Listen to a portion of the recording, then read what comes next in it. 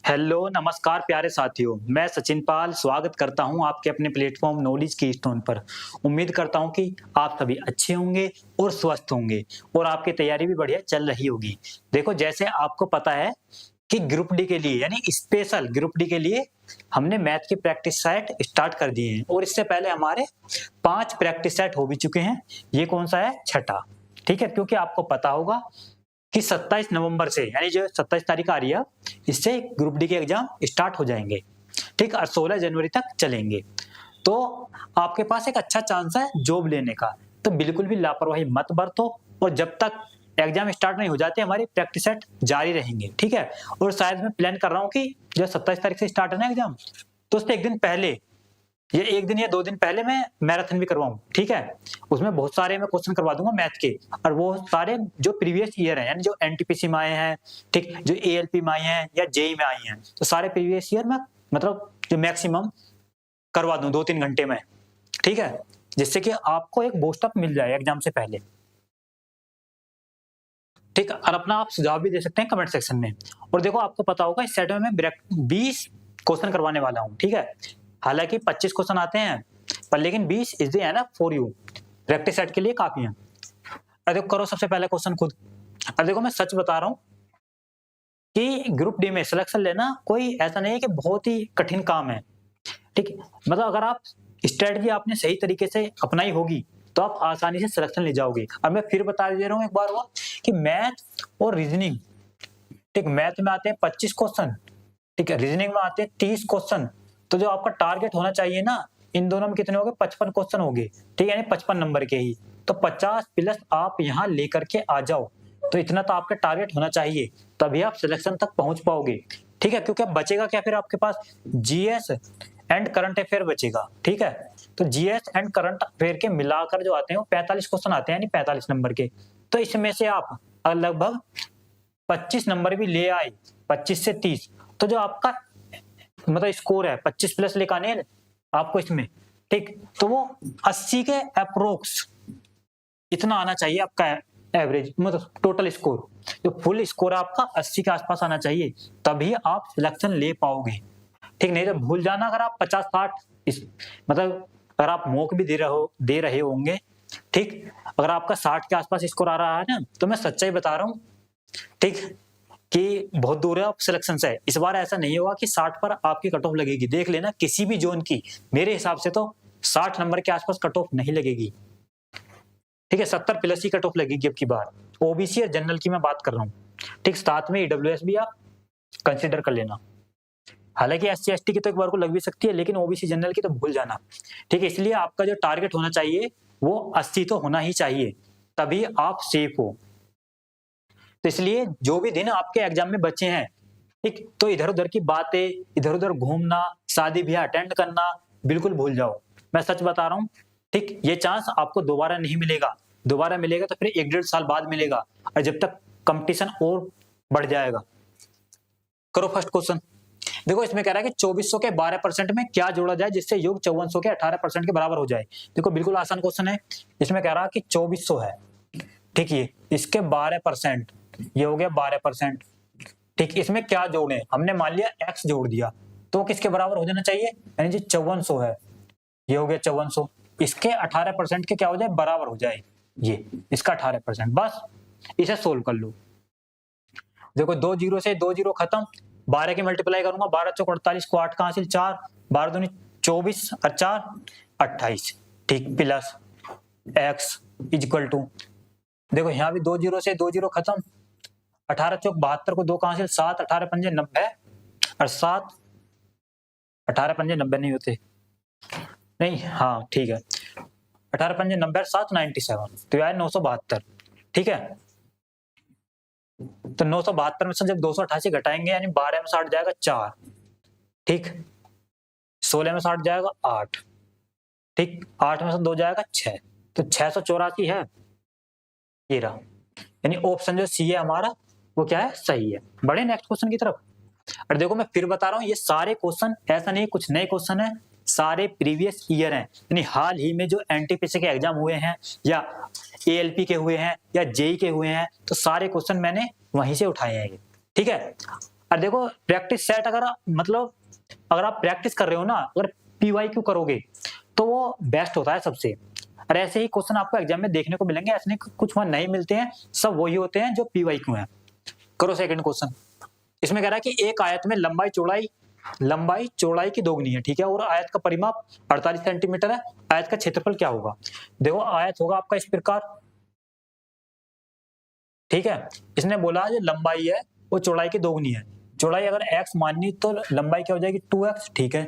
आयत का परिमाप क्या होता है, यानी 2 लेंथ प्लस ब्रेथ ये होता है, ठीक, यानी कह सकते हैं 2 लेंथ क्या 2x और चौड़ाई क्या x, ये ठीक, जो कि परिमाप हमें कितना दिया 48 सेंटीमीटर। ये तो 2x और 1x 3x की मल्टीप्लाई 2 में होगी तो 3 दूनी 6x इक्वल टू 48। ये 6 से मैं काटूंगा 8 बार, तो x की वैल्यू क्या आ गई 8, ठीक है। तो यहां से क्या आ गया x की वैल्यू 8।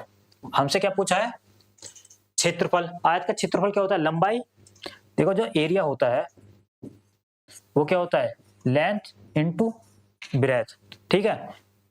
लेंथ क्या है 2x, ब्रेथ क्या x, कह सकते क्या 2x स्क्वायर, जबकि x की वैल्यू हमने निकाल ली क्या 2 8, तो 8 का स्क्वायर 8 अट्ठे 64 दूनी 128, तो 128 आएगा हमारा, ठीक है। करो नेक्स्ट क्वेश्चन। इसमें कह रहा है कि यदि साइन थीटा इक्वल टू, मतलब साइन थीटा की वैल्यू दी है, कोस थीटा की वैल्यू दी है, ठीक है, इसका मान निकालना। तो देखो यहाँ टेन थीटा ऊपर नीचे, ऊपर है टेन थीटा, नीचे है कोट थीटा, तो आपको पता होगा टेन थीटा क्या होता है, ठीक, वो होता है sine theta upon cos theta, ठीक है। बिल्कुल बेसिक से बता रहा हूँ, क्योंकि यार मैं सच बता रहा हूँ, अगर आप बेसिक से भी करोगे ना ग्रुप डी के एग्जाम में, तब भी टाइम इतना होता है कि आप 25 के 25 आराम से कर ले जाओगे क्वेश्चनों को, ठीक। साइन थीटा क्या 3/5, कोस थीटा 4/5, ठीक, 5 से 5 खत्म हो जाएगा तो यहाँ क्या बचेगा खाली 3/4 बचेगा, ठीक है। देखो कोट थीटा क्या होगा, कोट थीटा क्या होता है 1/tan थीटा, ठीक, यानी कह सकते हैं इसका उल्टा हो जाएगा 4/3, ये होगा कोट थीटा। हमें क्या निकालना 1 plus tan theta, tan theta क्या 3/4 ये, ठीक, 1 माइनस कोट थीटा ये 4/3 है, कोट थीटा 4/3, बस इसे सोल्व कर लो। 4 इधर जाएगा, 4 एकम 4 3 7/4 अपॉन 3 एकम 3 यानी कि -4 है, तो यहाँ बचेगा -1/3 ये, ठीक है। 3 ऊपर जाएगा तो कह सकते हैं क्या आएगा 3 सत्ते 21/4, वो भी माइनस के, तो -21/4 क्या है ऑप्शन सी, तो ऑप्शन सी क्या हमारा सही है। करो फोर्थ क्वेश्चन। और देखो सच बता रहा हूं मैं, सबसे पहले आपको खुद सोल्व करना है, उसके बाद मेरा सॉल्यूशन देखना है, तभी फायदा होगा, अन्यथा कोई फायदा नहीं है।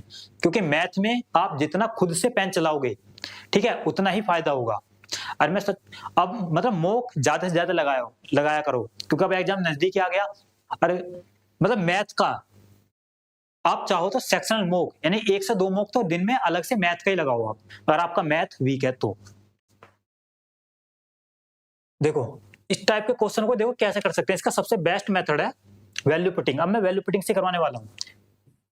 क्या दिया हमें x/2 प्लस 2/y, ठीक, इक्वल टू 1 दिया, और यहां क्या दिया y/2 plus 2/z equal to 1, ठीक। हमें किसकी वैल्यू निकालनी है, यानी x z/2 प्लस 2/x की वैल्यू निकालनी है हमें, ठीक है।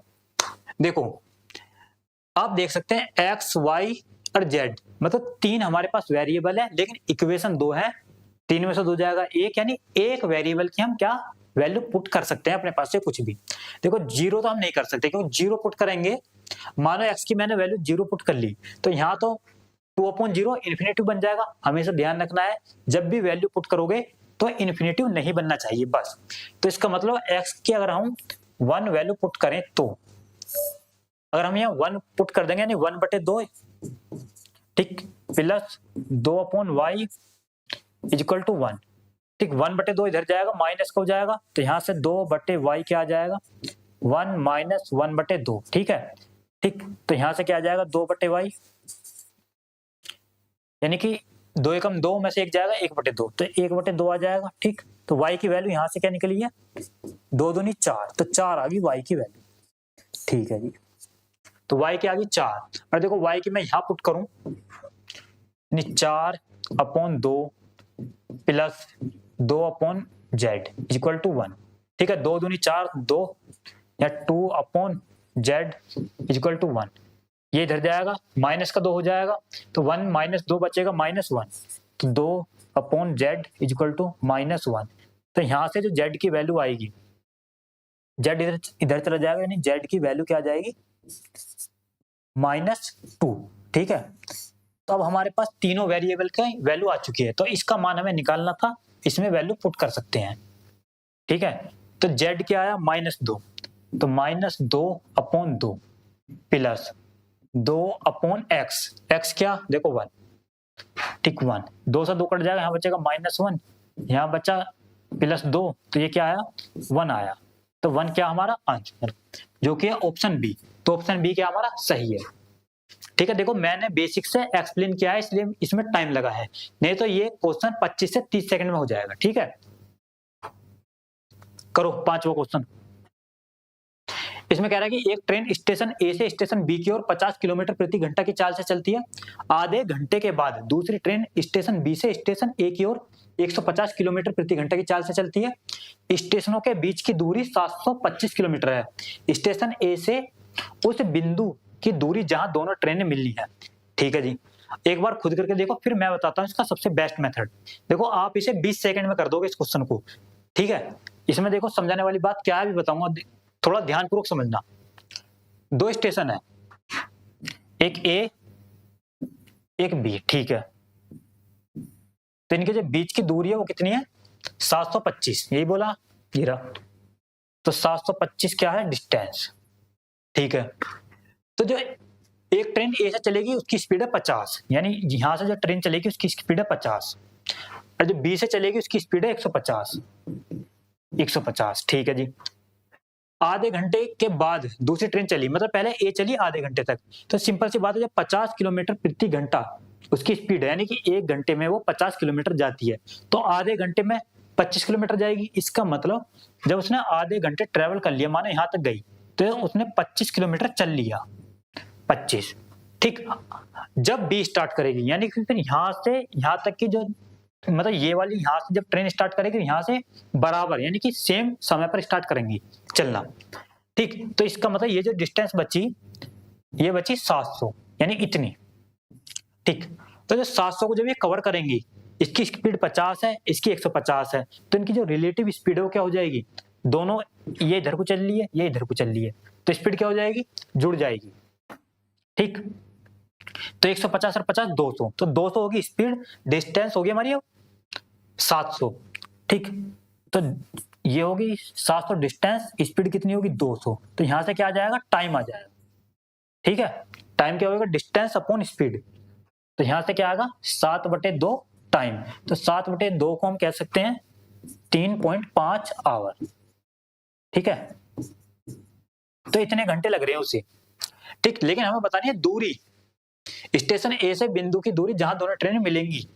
अब देखो, चलो टाइम आ गया, यानी कि 3-3.5 घंटे बाद वो मिलेंगे, तो यहां से देख लेता हूं मैं। ठीक, जब ए की जो स्पीड है वो 50 है, ए की स्पीड है 50। ठीक, हमें बताना क्या, दूरी, डिस्टेंस, और जो टाइम है जब 3.5 घंटे बाद, ये, तो यहां से डिस्टेंस निकल जाएगी, यानी 3.5 घंटे बाद वो कहाँ मिलेंगी। तो जब मैं इसकी मल्टीप्लाई इधर करूंगा, यानी 5 पंजे 25 को 5 का 5 पंजे 25, 5 से 15 2 17, ये 175 आया ये डिस्टेंस। तो यानी 175 किलोमीटर जब ये चल जाएगी, वहां दोनों मिलेंगी, यानी कि जहां भी चलेंगी, जहां भी मिलेंगी लगभग यहाँ के आसपास 175। लेकिन 25 तो ये भी है ना, जब 25 शुरू में चल रही ए, 25 ये और 175 ये, तो इसका मतलब जो डिस्टेंस है 200, तो 200 किलोमीटर बाद ए से वो मिल जाएंगी। अब आया समझ में, नहीं आया, नहीं आया तो रिपीट कर लेना, बेहतरीन क्वेश्चन था ये। करो छठा क्वेश्चन। इसमें कह रहा है कि एक रस्सी को 3 अलग अलग भागों में बांटा गया है। पहला भाग पूरी लंबाई का 1/5 है, ठीक है, और रस्सी का दूसरा भाग पहले भाग का 3/2 है। तीसरा भाग रस्सी का कितना भाग है? बढ़िया क्वेश्चन, ठीक है। देखो, पहला भाग पूरी लंबाई का 1/5 है, पूरी लंबाई हमने मान ली एक ही है, ठीक। तो जो पहला भाग है, ठीक, यानी फर्स्ट भाग जो है वो 1/5 है, वो हो गया ये 1/5, ठीक है जी। दूसरा भाग पहले भाग का 3/2, जो दूसरा भाग है वो पहले भाग क्या 1/5, इसका क्या है 3/2, ये 3/2 हो गया। तो कह सकते हैं क्या 3/10 आ गया दूसरा भाग। तो तीसरा भाग रस्सी का कितना भाग है? तीसरा भाग देखो, यानी कि कह सकते हैं एक में से अगर मैं एक में से घटा दूं इन दोनों भागों को तो बचेगा तीसरा भाग ही, नहीं 1/5 प्लस ये क्या निकल गया 3/10। तो ये हमारा बचा हुआ भाग आ जाएगा। तो घटाते हैं, 1 माइनस 10 ले लूंगा एलसीएम, तो 5 दूनी 10, 2 और 3 5, ऊपर आ जाएगा 5, नीचे आ जाएगा 10। इसे जब मैं काटूंगा तो आ जाएगा 1 माइनस 1/2। तो कह सकते हैं क्या आ जाएगा 1/2 आ जाएगा। तो तीसरा भाग क्या 1/2, जो कि ऑप्शन सी में। तो option C is the correct answer. बढ़े नेक्स्ट क्वेश्चन की तरफ, करो 7वां क्वेश्चन। देखो लास्ट में कमेंट सेक्शन में आपको अपना स्कोर भी बताना है कि 20 में से आप कितने सही कर पाए थे। इसमें कह रहा है कि एक बेलन की ऊंचाई 14 सेंटीमीटर है और वक्र पृष्ठीय क्षेत्रफल 528 सेंटीमीटर स्क्वायर है। बेलन का आयतन निकालना, ठीक है जी। देखो आयतन निकालना तो हम यहाँ से 11 का मल्टीपल भी चेक कर सकते हैं। तो 1 और 4 मतलब 1 और 4 5, 2 4 6, तो ये सब 11 का मल्टीपल नहीं है। 7 2 9 ये हो सकता है 11 का मल्टीपल। 8 और 1 9, 5 4 9 ये भी हो सकता है 11 का मल्टीपल। 2 और 3 5, 8 5 13 ये नहीं हो सकता। तो आप देख सकते हैं यानी 11 का मल्टीपल चेक करने से कोई फायदा नहीं, क्योंकि हमें 2 ऑप्शन तो हमने एलिमिनेट कर दिए, लेकिन 2 ऑप्शन तो अभी हमारे पास बचे हैं। तो इसका मतलब ये हमें करना ही पड़ेगा। अगर आपके पास टाइम नहीं है एग्जाम में तो इन दोनों में से आप कोई सा टिक करके आगे बढ़ सकते हैं। अब हमें इसे करना ही पड़ेगा। वक्र पृष्ठीय क्षेत्रफल बेलन का क्या होता है? ये होता है 2 पाई आर एच, जो कि दिया हमें कितना 528। ये यहां से हम आर निकाल लेंगे पहले। 2 मल्टीप्लाई पाई की वैल्यू क्या होती है 22/7, ठीक। आर हमें निकालना है, एच दे दी हमें 14 ये रहा, इक्वल टू 528 ये रहा, ठीक है जी। अब देखो 11 से काटेंगे, 11 से भी कट जाएगा, 8 और 5 13 में तो जाएगा 11, तो यहाँ बचेगा 2, इसे काटेंगे यानी 11 चौक 44 और 11 अट्ठे 88, ठीक है। 2 दूनी 4, ठीक, 4 से काटेंगे 12 चौक 48, यहाँ आया 12, ठीक है। तो यहाँ क्या बचा r मल्टीप्लाई 14, देखो इसे भी काट सकते हैं ना, 7 से 7 दूनी 14, ठीक, और 2 से भी काट सकते, 2 छिक्का 12, ठीक। तो यहां से r की वैल्यू 6 आ गई,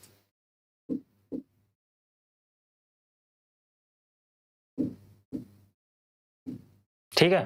तो यहां से क्या आ गई r की वैल्यू, 2 से काटा हमने 2 छिक्का 12, तो यहां से r की वैल्यू क्या आ गई 6 आ गई। बस अब निकाल सकते हैं। आयतन पूछा यानी वॉल्यूम, तो वॉल्यूम का फॉर्मूला क्या होता है? ये होता है पाई r स्क्वायर h, ठीक है। पाई मतलब 22/7, ठीक।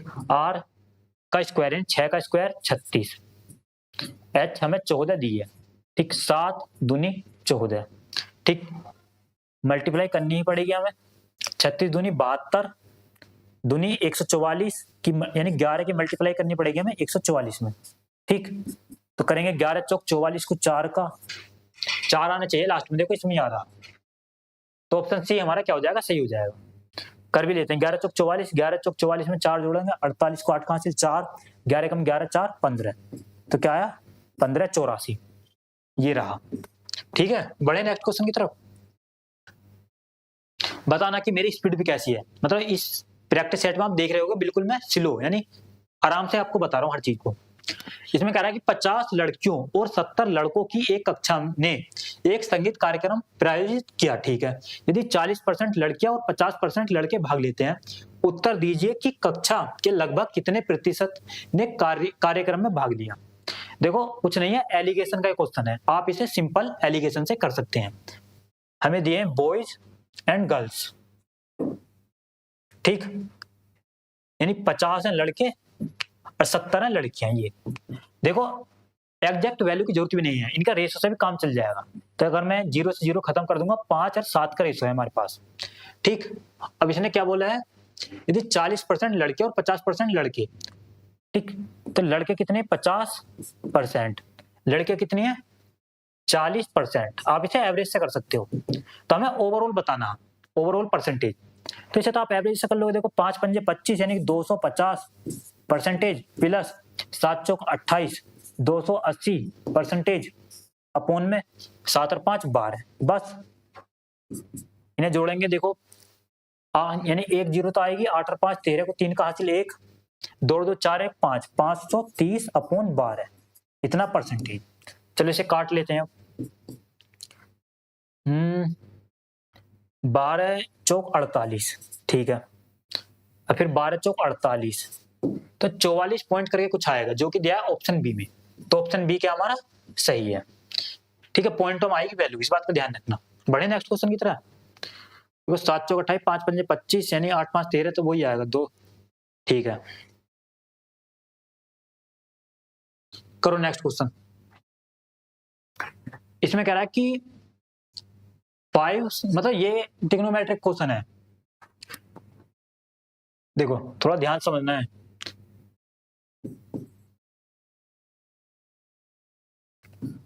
5 sin 14, ठीक, sin 14, जो sec 76 है, इसे हम कैसे लिख सकते हैं, नहीं sec 90 माइनस 14 इस प्रकार लिख सकते हैं, ठीक। इसे क्यों लिखा, क्योंकि sec 90 माइनस 14 क्या हो जाएगा, cosec 14 हो जाएगा, ठीक। चलो मैं देखो यहां हो जाएगा cosec 14, और जो cosec 14 और sin 14 क्या हो जाएगा 1, तो इसका मतलब यहाँ खाली बचेगा ओनली 5 प्लस, सेम यहाँ हो सकता है कोट 75 है, इसे लिख लेंगे कोट 90 माइनस 15, तो क्या हो जाएगा 10 15, तो 10 15 इंटू कोट 15 क्या हो जाएगा 1, तो यहाँ क्या बचेगा ओनली 3, ठीक। 10 45 क्या होता है 1 और 2 की मल्टीप्लाई हो जाएगा, यहाँ बचेगा 2, तो 5 3 8 तो 10, तो इसका आंसर क्या आएगा 10 आएगा। तो 10 किसमें है, ऑप्शन बी में, ठीक है। करो लास्ट मतलब 10वां क्वेश्चन। इसमें कह रहा है कि किसी राशि पर 2 वर्ष के लिए 10% प्रति वर्ष की दर से साधारण ब्याज 500 रुपए है, समान राशि पर समान दर पर समान समय के लिए चक्रवृद्धि ब्याज क्या है।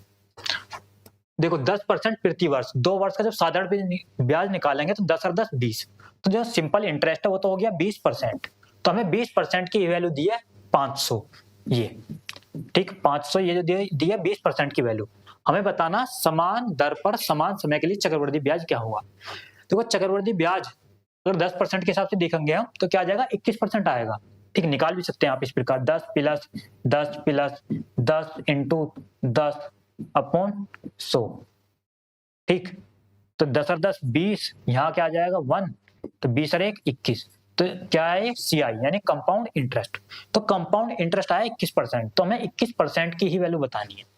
तो देखो यहाँ से जब हम यहाँ से 2% की वैल्यू आ जाएगी क्या 50, ठीक। 1% की वैल्यू क्या आ जाएगी 25, ठीक। हमें निकालना क्या 21% की वैल्यू, तो दोनों तरफ क्या कर देंगे हम, दोनों तरफ मत करो। देखो 1% की वैल्यू आ गई 25, 20% की आपको पता 500, तो 20% में जब मैं 1% जोड़ूंगा मतलब 21%, यानी कि 500 में 25 जोड़ूंगा तो क्या आएगा 525 आएगा, ठीक है। चाहो तो आप दोनों तरफ मल्टीप्लाई करके भी देख सकते हो 21 से। तो 21% की जो वैल्यू है वो क्या आएगी 21 पंजे 105 को 5 का हासिल 10, 21 दूनी 42 और 10 52, अब भी क्या है 525, जो कि है ऑप्शन ए में। तो ऑप्शन ए क्या हमारा सही है। करो 11वां क्वेश्चन। इसमें कह रहा है कि x और y एक साथ एक कार्य को 12 दिनों में पूरा कर सकते हैं, y और z इसे 18 दिनों में पूरा कर सकते हैं, ठीक है। और x और z समान कार्य को 15 दिनों में पूरा कर सकते हैं। यदि x, y और z मिलकर कार्य को पूरा कर सकते हैं तो कार्य को पूरा करने में लगभग कितने दिनों की आवश्यकता होगी। देखो थोड़ा ध्यानपूर्वक समझना है, x और y यानी x और y मिलकर कर सकते हैं कितने दिनों में? 12 दिनों में। ठीक है जी। y और z मिलकर कर सकते हैं कितने दिनों में? 18 दिनों में। ठीक है। x और z कर सकते हैं 15 दिनों में, यानी x और z कर सकते हैं 15 दिनों में। तो सबसे पहले क्या निकालेंगे हम? Total work. टोटल वर्क कैसे निकलता है? इनका एलसीएम लेंगे तीनों का। तो इनका जब तीनों का एलसीएम लेंगे वो आ जाएगा 180। ठीक, तो ये आ गया हमारा टोटल वर्क। ठीक है। अब क्या निकालेंगे? सबसे पहले इनकी एफिशिएंसी। देखो 12 मतलब 180 को जब मैं 12 से डिवाइड करूंगा तो यहाँ क्या आएगा? 12 कम 12, 12 पंजे 60, 15 आएगा। तो x प्लस वाई की जो एफिशिएंसी आ जाएगी वो आ जाएगी 15। ठीक। y प्लस जेड क्या आएगी? जब 18 को डिवाइड करूंगा मैं, यानी 180 को डिवाइड करूंगा 18 से तो आएगी 10। ठीक। x प्लस जेड क्या आएगी? क्या यहाँ से 15 कम 15, 15 दूनी 30 यानी 12। तो यहाँ से इनकी क्या आ गई? एफिशिएंसी। अगर इनकी एफिशिएंसी हम जोड़ दें, ठीक, तो कह सकते हैं क्या? यानी x प्लस वाई, फिर क्या? Plus Y plus Z. ठीक, फिर क्या? z प्लस एक्स, यही है। ठीक, तीनों की जब एफिशिएंसी जोड़ेंगे तो क्या आएगा? 15, 10, 25, 12, 37। तो 37 आ गया है। ठीक, यहां से मैं 2 ले लूंगा बाहर तो क्या बचेगा? x plus Y plus Z. देखो ज्यादातर जो बच्चे गलती करते हैं वो यही करते हैं, वो इन तीनों की एफिशिएंसी जोड़ देंगे जो कि आई है हमारी 37, और इसे ले लेंगे x plus Y plus Z की एफिशिएंसी, जो कि गलत है। यहाँ थोड़ा ध्यान रखना है, डबल है, देख भी रहोगे तो डबल इस बात का ध्यान रखना है। तो इसका मतलब यहाँ से x plus Y plus Z, इसकी जो एफिशिएंसी आएगी वो आएगी 37/2। ये अब निकाल सकते हैं हम तीनों मिलकर कितने दिनों में कार्य पूरा करेंगे। ठीक है, देखो मैं यही बता देता हूं।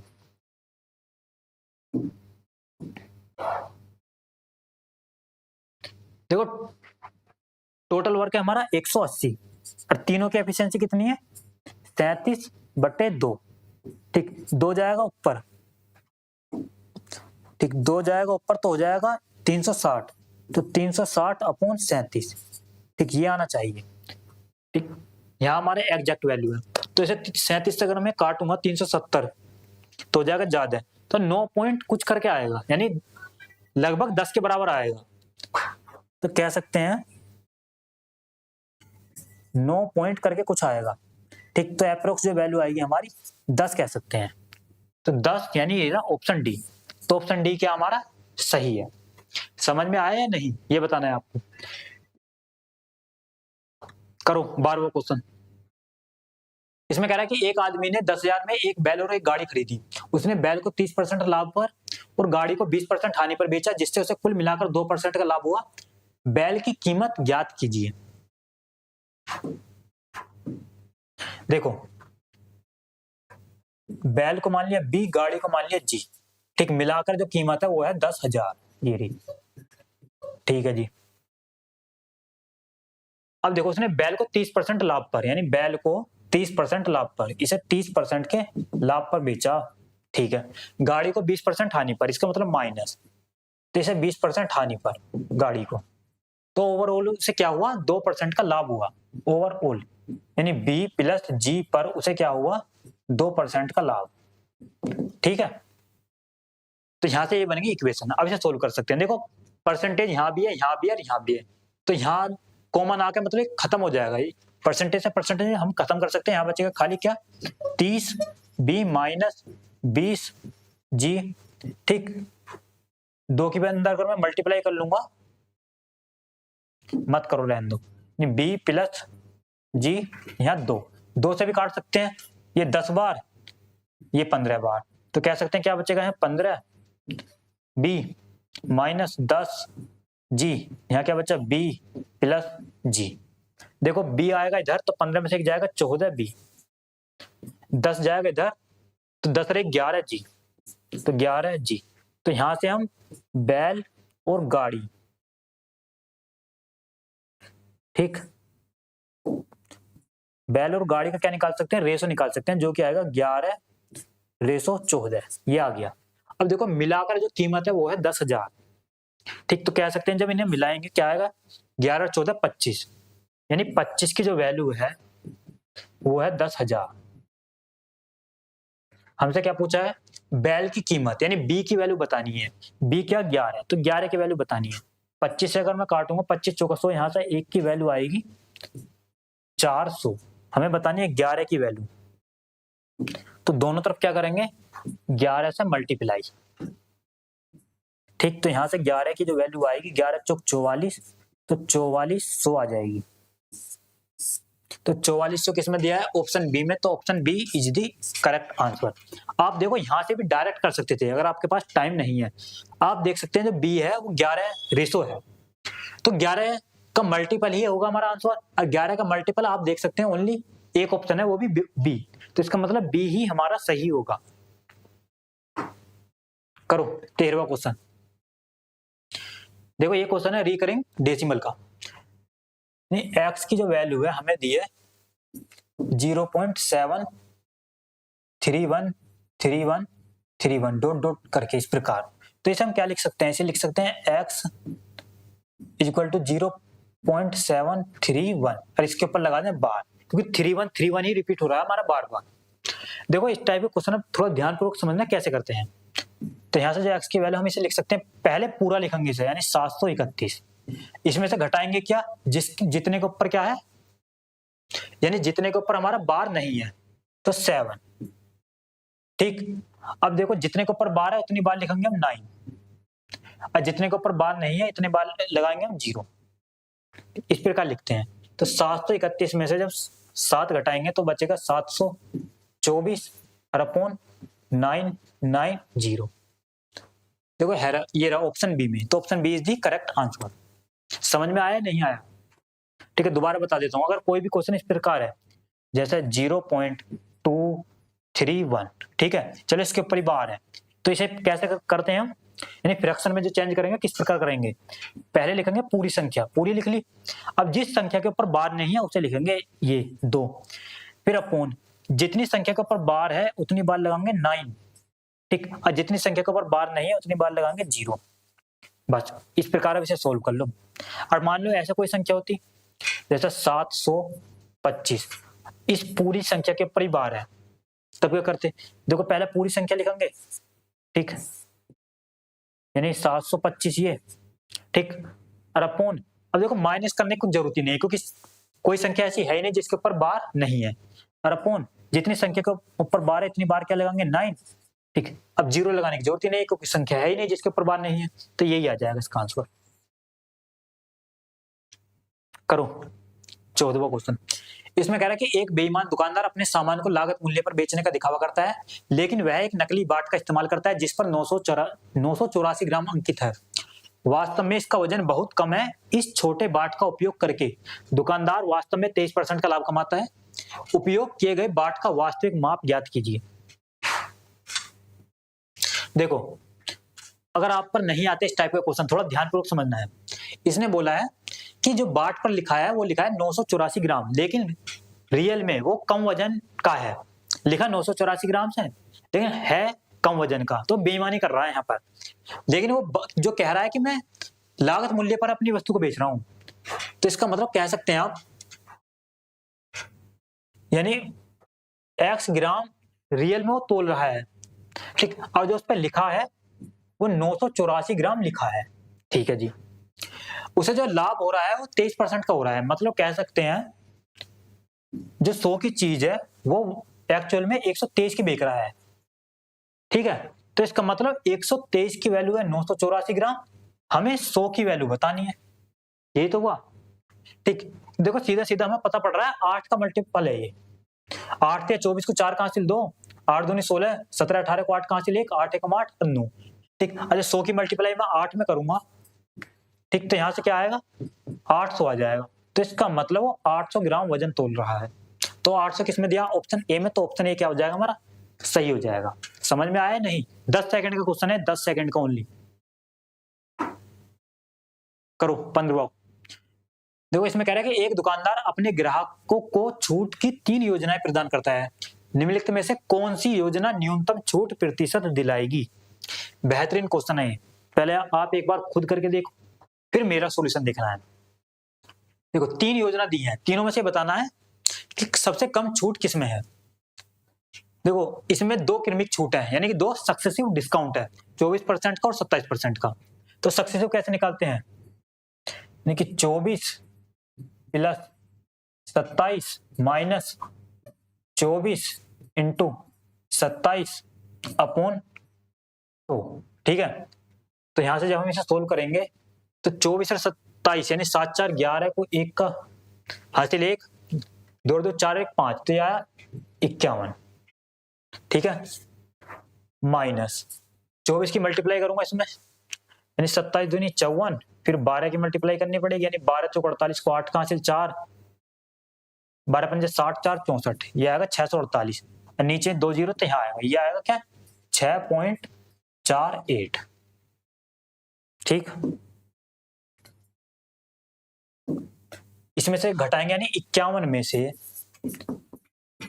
6.48 घटाएंगे तो क्या आएगा, 10 में से 8 जाएगा 2, 9 में से 4 जाएगा 5, ठीक, 50 में 6 जाएगा 44, तो आएगा 44.52। तो ये क्या आया 44.52%। तो पहला जो डिस्काउंट है वो है 44.52। अब दूसरा डिस्काउंट निकालते हैं। देखो इस टाइप के ध्यान रखना, डिस्काउंट कैसे निकालते हैं, मतलब 5 खरीदे 3 मुफ्त पाए। और जो डिस्काउंट कैसे निकलेगा, मतलब 5 खरीदने पर 3 मुफ्त मिल रही है। तो डिस्काउंट जो है 3 का है, लेकिन है कितने पर, 5 और 3 8 पर, यानी दुकानदार की तरफ से जो टोटल वस्तु है वो 8 गई है, 5 और 3 8, जिनमें से उसने 5 की कीमत ली है, 3 लिए फ्री। तो इसका मतलब जो उसने डिस्काउंट दिया 3 का दिया है 8 पर, मल्टीप्लाई करेंगे 100, इस प्रकार निकालते हैं। तो यहाँ गलती मत करना, बहुत बच्चे गलती कर देते हैं।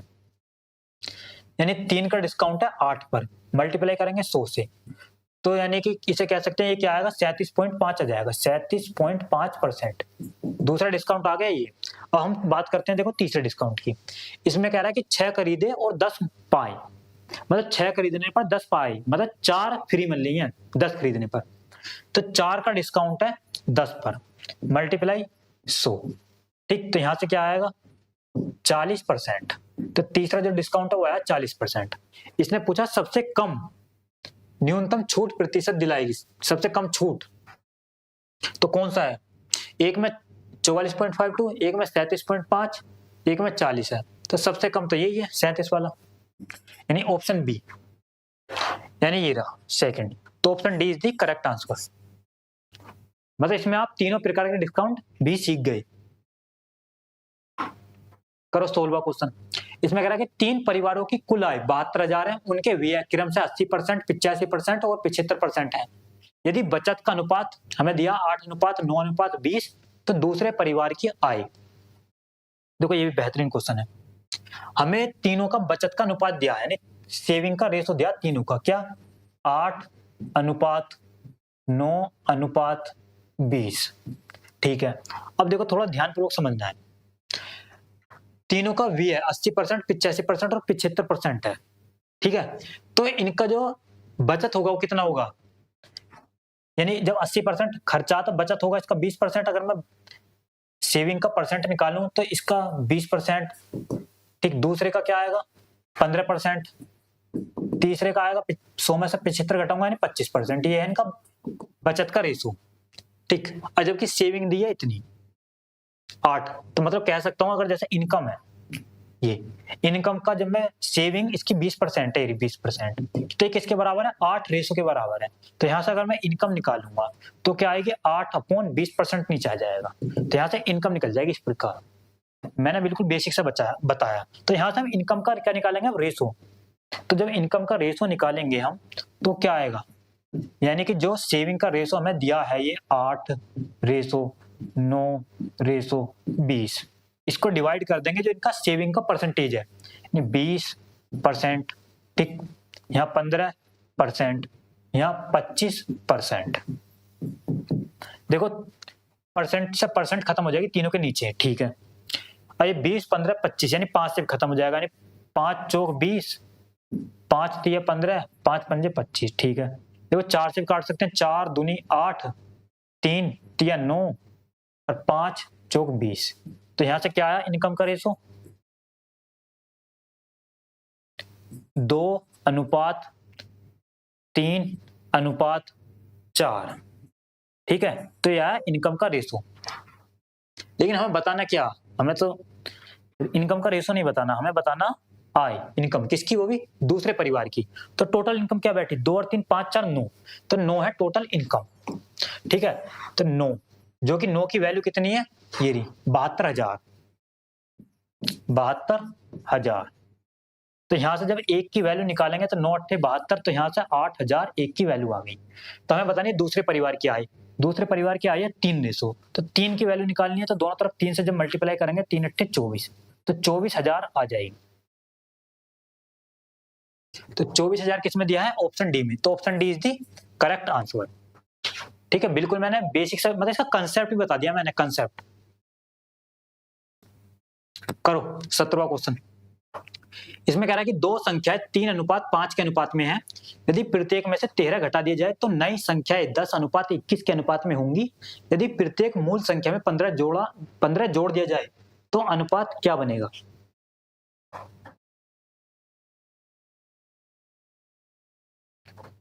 देखो, जो दो संख्याएं हैं वो 3:5 के अनुपात में है, ठीक है। यदि प्रत्येक में से 13 घटा दिया जाए तो नई संख्याएं ये हो जाती हैं 3x अपॉन 5x। ठीक है, मतलब दो संख्या जब इस रेशो में है, यानी एक है 3, इनका जो दो संख्या का रेशो वो ये है।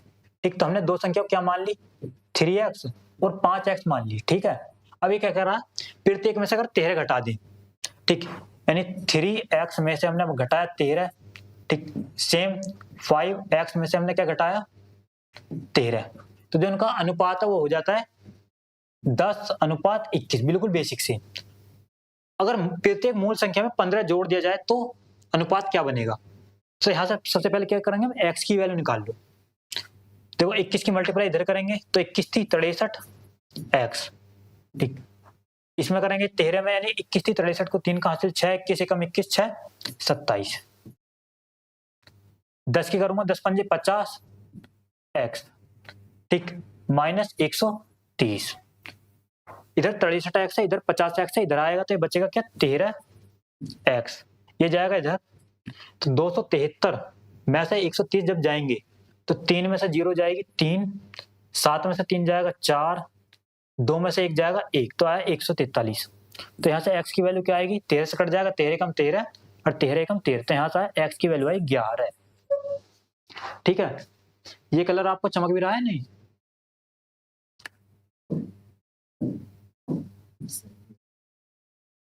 ठीक, तो x की वैल्यू आ गई 11, तो इसका मतलब जो संख्या हमारी वो क्या आ जाएगी यहां से,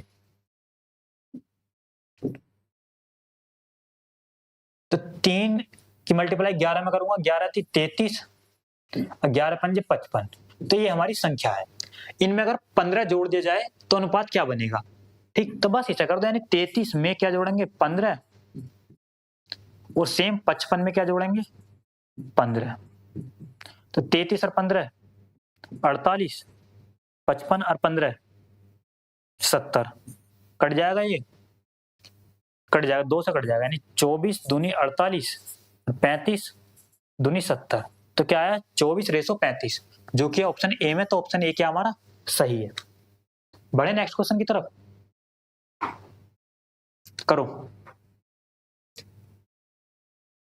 इसमें कह रहा है कि यदि मूवी टिकट की कीमत 26% बढ़ जाती है और सीटों की संख्या 12% कम हो जाती है तो एक एकत्रित राजस्व में प्रतिशत परिवर्तन क्या हुआ। देखो कुछ नहीं है, ये कह सकते हो आप, यानी राजस्व में क्या परिवर्तन होगा, यानी रिवेन्यू जो होगा वो क्या होता है, रिवेन्यू होता है प्राइस इनटू कंजप्शन। कंजप्शन यानी कि नंबर कह सकते हैं, यानी अगर प्राइस एक सीट मतलब जो भी मूवी, जैसे कह सकते हैं मूवी का जो टिकट है उसका प्राइस अगर 10 रुपए है, ठीक, और जो सीट है, नंबर है, नंबर ऑफ सीट्स वो 50 है, तो ओवरऑल रिवेन्यू क्या आएगा, यहाँ से 500 आएगा। इसी प्रकार तो वही है क्वेश्चन, ऐसी सेम होता है इसका जो रिवेन्यू आता है प्राइस इनटू कंजप्शन वाला। ठीक, यहाँ कह सकते हैं जो नंबर है वो कंजप्शन को ही मान सकते हैं आप। ठीक है, तो इसे हम उससे भी कर सकते हैं, सक्सेसिव परसेंटेज से कह सकते हैं क्या, सबसे पहले 26% से कोई वैल्यू बढ़ा दी, ठीक, फिर कह रहा कि सीटों की संख्या में 12% कमी कर दी, फिर उसे 12% से कर दिया कम, तो ओवरऑल इफेक्टिव चेंज जो आएगा परसेंटेज में क्या आएगा, तो इसे सक्सेसिव परसेंटेज से कर सकते हैं। वो क्या होता है, a plus B plus A B upon 100। ठीक, ए बी यानी जोड़ेंगे, ए क्या 26, ये कम हुई है इसका मतलब माइनस का आएगा, -12 प्लस ये 26, ये -12, ठीक, अपॉन में 100। 26 में से 12 जाएगा तो ये बचेगा 14, माइनस आएगा बाहर, 12 छिंग 72 को 2 कहां से 7, 12 दूनी 24 और 7 31 पॉइंट लग जाएगा यहाँ। ठीक है, तो 14 में से जब 3.12 जाएगा तो यहाँ बचेगा 10.88%। तो ओवरऑल जो प्रॉफिट होएगा वो होएगा 10.88% का। ये रहा ऑप्शन बी। तो ऑप्शन बी क्या हमारा सही है। देखो इसका मैं चाहूं तो आपको दूसरा तरीका भी बता सकता हूं। मैंने अभी आपको बताया जो प्राइस होगा मतलब रिवेन्यू जो होगा ओवरऑल वो क्या होगा, price into number of seat. ठीक है, तो जो प्राइस है उसमें 26% की वृद्धि हुई है, यानी कह सकते हैं जो प्राइस है वो पहले अगर 100 था तो कितना हो गया 126 हो गया, मल्टीप्लाई जो नंबर है वो 12% से कम हुआ है, यानी अगर पहले नंबर 100 था तो वो कितना होगा 12% से कम 88। ये तो आप देख सकते हैं यानी कि 126 मल्टीप्लाई 88, यहां से जो भी आएगा, और यहाँ क्या है नीचे 10,000। तो पहले जो रिवेन्यू था वो था 10,000, अब बढ़कर कितना होगा जो भी इसकी वैल्यू आएगी इतना। तो आप यहां से भी निकाल सकते हैं। ठीक है, परसेंटेज में कर लेना है सभी, जब भी क्या आएगा हमारा 10.88% ये आएगा। वो आपकी मर्जी, आप किस टाइप से करो। Second last question. इसमें कह रहा है कि 6 सेंटीमीटर भुजा वाले घन से बनाए जा सकने वाले सबसे बड़े गोले का आयतन क्या होगा, यानी कि क्यूब यानी घन व्याम है, तो घन किस प्रकार का होगा।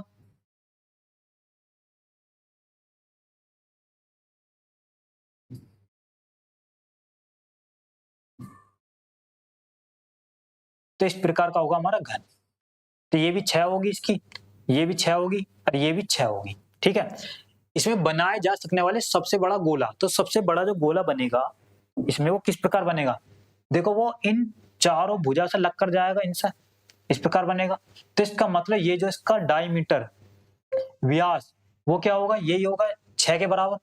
जब इसका डायमीटर 6 हो जाएगा, ठीक, डायमीटर 6 हो जाएगा तो रेडियस कितनी हो जाएगी, त्रिज्या यानी 3। तो अब निकाल सकते हैं गोले का आयतन क्या होता है 4/3 पाई r की पावर 3, 4/3 पाई क्या होता है 22/7,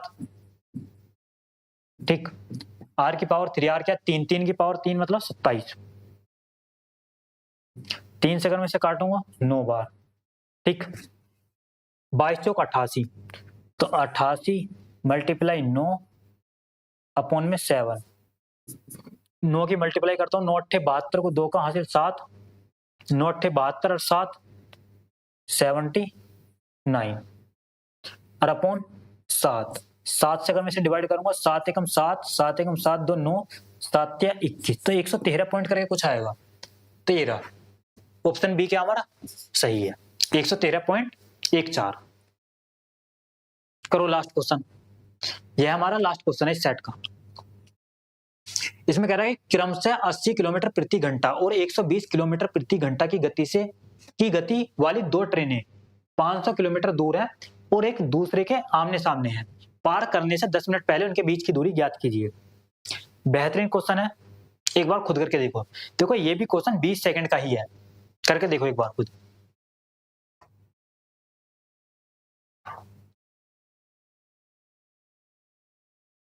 देखो इसमें क्या क्या कह रहा है, थोड़ा ध्यान समझना।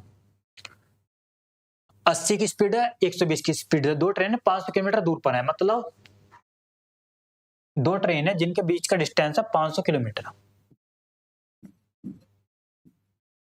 ठीक है, एक की स्पीड है 80 किलोमीटर पर आवर, दूसरे की स्पीड है कितनी 120। ठीक है, तो जब वो एक दूसरे के तरफ चलेंगे तो 10 मिनट पहले उनके बीच की दूरी निकालनी है। देखो 10 मिनट पहले, आप पहले बताओ एक ट्रेन इधर को जा रही है यानी आमने सामने चलनी है, तो उनकी जो रिलेटिव स्पीड हो क्या हो जाएगी, मैंने अभी बताया था जुड़ जाएगी। तो जो रिलेटिव स्पीड है वो क्या हो जाएगी, यानी रिलेटिव स्पीड हो जाएगी 80 प्लस 120, तो कह सकते हैं क्या 200, तो 200 होगी रिलेटिव स्पीड। देखो टाइम जो रहेगा, टाइम इसने बोला 10 मिनट जब बचेंगे, ठीक, 10 मिनट पहले उनके बीच की दूरी, तो ये इसे टाइम मान सकते हो 10 मिनट पहले, 10 मिनट में जितनी वो दूरी ट्रेवल करेंगी 10 मिनट में, तो वो ही बचेगी ना दूरी उनकी। तो 10 मिनट का मतलब अगर हम इसे घंटे में बदलेंगे तो 10/60, ये तो 1/6, ये आ गया टाइम। हमें क्या निकालना, डिस्टेंस। तो डिस्टेंस क्या होता है, स्पीड इनटू टाइम, ठीक, तो स्पीड कितनी आई हमारी 200 मल्टीप्लाई टाइम कितना 1/6, तो 200/6 आ गया। 200/6 का मतलब यानी 66 पॉइंट,